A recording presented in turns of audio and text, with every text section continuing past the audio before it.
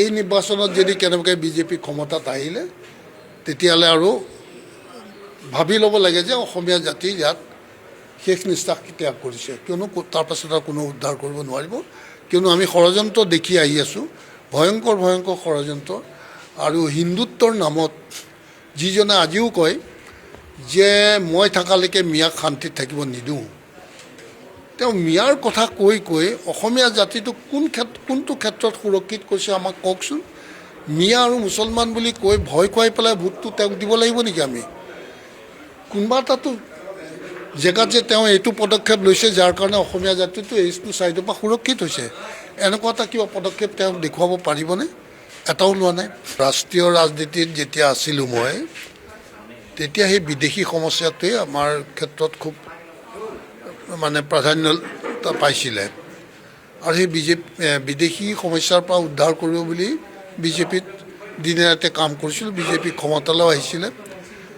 কিন্তু মই যেতিয়া দল এৰিছিলোঁ তেতিয়াও মই কৈছিলোঁ যে বিজেপি দলটো পাৰ্টিটো অসমীয়া জাতিৰ ঘূৰ শত্ৰু। আজি সেইটো প্ৰমাণ হ'বলৈ লাহে লাহে গৈ আছে। যিহেতুকে কা আন্দোলনৰ সময়ত ৰাইজে কৈছিলোঁ, আমি বিৰোধ কৰিছিলোঁ, মই তেতিয়া বিজেপিত আছিলোঁ, যে লাখ লাখ বিদেশী মানুহ ক'ৰ পৰা আহিব। আজি যেতিয়া এছাৰ চামাৰী ডিভিজনৰ কথা আহিলে, আমি বিহাৰত দেখা পালোঁ 65 লাখ ভোটাৰলৈকে ৰিভিউ হ'ল। এইটো সাধাৰণ অংক নহয়। এই অসমীয়া সমাজ, অসমীয়া জাতিটো, সৰু অসমীয়া জাতিটো অস্তিত্ব আজি দেখোন বিজেপিয়ে খাওঁ সেই গিলি দিয়াৰ ষড়যন্ত্ৰ কৰিছে। তো আমি কৈছিলোঁ যে বিজেপিয়ে অসমীয়া জাতিৰ অস্তিত্ব উদ্ধাৰ কৰিব, ৰক্ষা কৰিব বুলিয়ে বিজেপিক সকলোৱে হিন্দুত্বৰ নামতে ভোট দি পেলাই বিজেপিক ক্ষমতালৈ আনিছিল। কিন্তু আজি সেই বিজেপিয়ে অসমীয়া জাতিটো সম্পূৰ্ণ গিলি দিয়াৰ এক নিকৃষ্ট মানে ষড়যন্ত্ৰত লিপ্ত হৈছে। সেইটো কথা মই সঁচাকৈ ভাবি আচৰিত যে এই দুদিন আগতে আহিলেও তেওঁক ভোটাধিকাৰ দিব। তাৰমানে অসমৰ মানুহে বিচৰা ধৰণে তেওঁলোকে যিটো বিচাৰিব, তেওঁলোকৰ যিধৰণে জীয়াই থকাটো তেওঁলোকৰ যিটো ইচ্ছা আছে সেইধৰণে জীয়াই থাকিব নিদিয়ে। কিয়নো তেওঁলোকৰ ইচ্ছা অনুযায়ীয়ে অসমীয়া জাতিয়ে নিজৰ অস্তিত্ব বা নিজৰ সকলো শেষ কৰি তেওঁলোকে বিচৰা ধৰণে তেওঁলোকৰ তলত জীয়াই থাকিব লাগিব। সেইটোৱে আজি চূড়ান্ত পৰ্যায়লৈ আহিছে। গতিকে এইখিনিতে মই আপোনালোকৰ মাধ্যমে সমগ্ৰ অসমবাসীক অনুৰোধ জনাম, যিসকল আই মাতৃ আছে, যুৱক যুৱতী আছে, তেওঁলোকক ক'ম যে চাওক, এইখন অসম তোমালোকৰ, তেওঁলোকৰ। এই অসমখন অলপ ভুলৰ কাৰণে যাতে লোকৰ হাতত গতাই নিদিয়া। এইখন সুন্দৰ অসম, অতি ধুনীয়া অসম, আৰু এই অসমখন নিজৰ হাতত ৰাখিবলৈ চেষ্টা কৰা।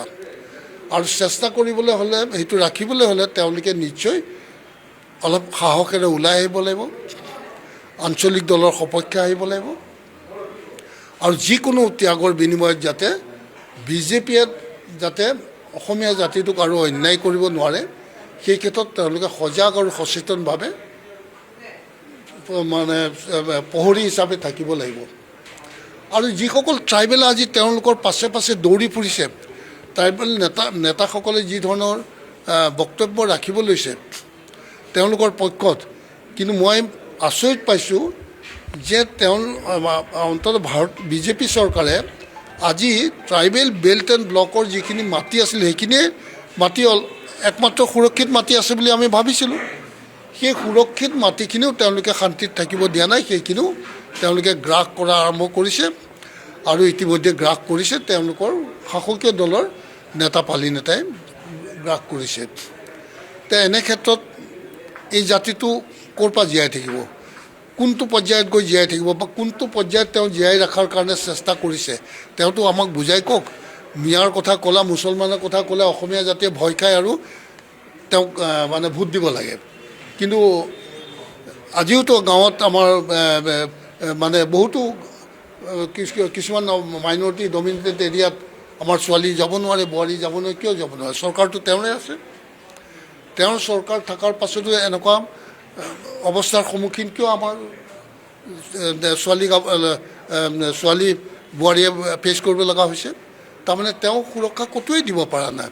তেওঁ মাত্ৰ এটাতে ব্যস্ত আছে তেওঁ উপাৰ্জন কৰিব লাগে, লুটপাট কৰিব লাগে, আজে বাজে কথা কৈ ৰাইজক বিপদগামে মানে পথভ্ৰষ্ট কৰি পেলাই তেওঁৰ সুবিধাখিনি আদায় কৰিব লাগে। সিমানেই তেওঁৰ কাম, আৰু তেওঁ কোনো ধৰণৰ ভাল কাম কৰা নাই। আৰু তেওঁক মই অনুৰোধ কৰিম যাতে মুছলমান ভয় দেখুৱাই তুমি অসমীয়া জাতিটোক পংগু নকৰিবা, আৰু ধৰ্মৰ কথা কৈ অসমীয়া জাতিটোক পংগু নকৰিবা। তুমি কৰ্মমুখী হ'বলৈ কিবা পদক্ষেপ ল'লানে? আজিলৈকে ক'ৰবাত 1000টা ড্ৰাইভাৰ উলিয়াব পাৰিলেনে? 1000টা প্লাম্বাৰ উলিয়াব পাৰিলেনে? বা 1000টা মিস্ত্ৰী উলিয়াব পাৰিলেনে? ক'তো একো নোৱাৰিলে। আনকি যিটো আমি ধৰক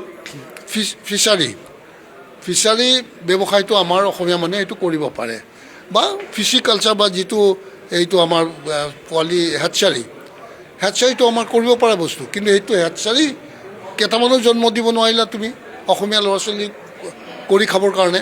কিহত তুমি কোনটো দেশত অসমীয়া ল'ৰা ছোৱালী আগুৱাই নিলা? ক'তোৱে আগুৱাই নিব পৰা নাই। গতিকে তেনেকুৱা এটা ৰাজনৈতিক দলৰ ওপৰত যদি অসমীয়া মানুহে কেতিয়াবা ভাবিছে যে তেওঁলোকৰ ভৱিষ্যতটো এওঁলোকে উজ্জ্বল কৰিব, এইটো এটা মস্ত ভুল ধাৰণা।